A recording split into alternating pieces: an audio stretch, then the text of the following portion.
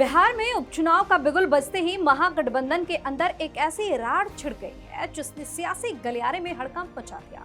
चुनाव की तारीखें बाद में आएंगी, लेकिन बांकीपुर विधानसभा सीट को लेकर महागठबंधन के दो सबसे बड़े सुरमा यानी लालू यादव की आरजेडी और राहुल गांधी की कांग्रेस अभी से आपस में भिड़ गए हैं। दोस्ती और एकजुटता के बड़े बड़े दावे करने वाले इन दोनों दलों के बीच बांकीपुर सीट को लेकर ऐसी तलवारें खिंच गई है कि गठबंधन टूटने की नौबत आती दिख रही है। दोनों ही पार्टियों ने इस सीट पर अपना अपना दावा ठोक कर ये साफ कर दिया है कि चुनाव से पहले ही महागठबंधन के भीतर दंगल शुरू हो चुका है।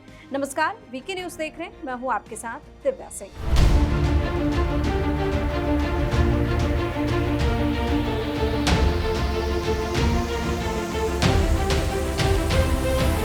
विवाद की शुरुआत की राष्ट्रीय जनता दल यानी आरजेडी ने, जिसने बांकीपुर सीट पर सबसे पहले अपनी दावेदारी पेश कर सबको चौंका दिया। आरजेडी के कद्दावर प्रवक्ता मृत्युंजय तिवारी ने एक बड़ा और तीखा बयान देते हुए साफ कह दिया कि बांकीपुर सीट से सिर्फ और सिर्फ आरजेडी का ही उम्मीदवार मैदान में उतरेगा।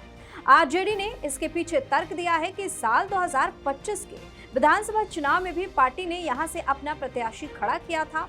मृत्युंजय तिवारी ने सहयोगियों को दो टुक लहजे में याद दिलाया कि आरजेडी बिहार की सबसे मजबूत और ताकतवर पार्टी है, इसलिए बांकीपुर में उनका उम्मीदवार होना तय है और इसमें किसी को कोई शक नहीं होना चाहिए। आरजेडी के इस एकतरफा दावे ने कांग्रेस खेमे में तो जैसे आग ही लगा दी। कांग्रेस ने बिना एक पल गवाए आरजेडी के इस दावे पर तगड़ा पलटवार किया।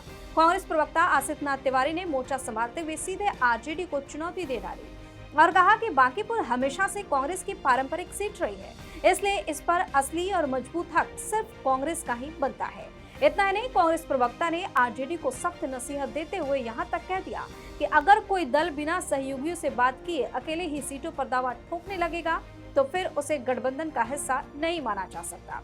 कांग्रेस ऐसे मनमाने दावों को मानने के लिए बिल्कुल भी मजबूत नहीं है। आपको बता दें कि बांकीपुर सीट पर इस बार मुकाबला सिर्फ आरजेडी और कांग्रेस के बीच नहीं बल्कि बेहद दिलचस्प और त्रिकोणीय होता जा रहा है। इस सीट पर प्रशांत किशोर ने भी अपनी पार्टी की तरफ से चुनाव लड़ने का ऐलान करके मुकाबले को और भी ज्यादा दिलचस्प बना दिया।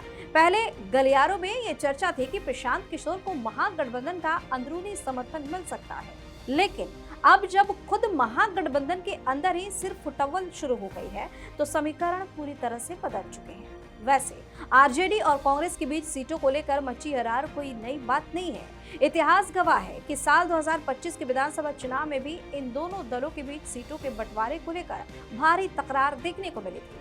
उस वक्त भी बात इतनी बिगड़ गई कि करीब आधा दर्जन सीटों पर आरजेडी और कांग्रेस ने गठबंधन धर्म को ताक पर रखकर एक दूसरे के खिलाफ अपने अपने उम्मीदवार मैदान में उतार दिए।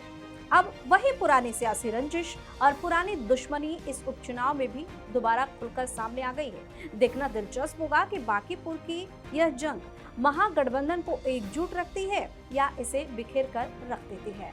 आपकी अपनी राय क्या है, कमेंट करके जो बताइए। चैनल को सब्सक्राइब कीजिए, वीडियो को लाइक और शेयर कीजिए। धन्यवाद। वीके न्यूज, राष्ट्र के नाम।